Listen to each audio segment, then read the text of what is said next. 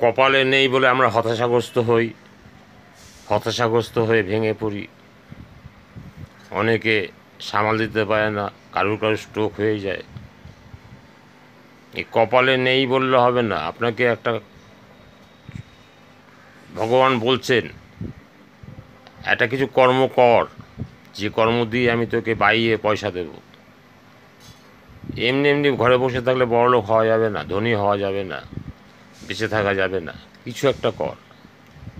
বলছি কী করবো? বলছে অন্তত একটা লটারি টিকিট কাট, যেটা বাইয়ে তোকে আমি 1 কোটি টাকা দেবো।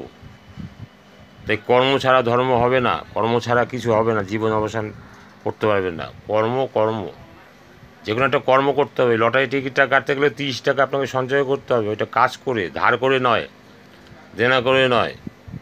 দেনা কদিন দেবে? তাই কিছু একটা করুন, না হলে হবে না।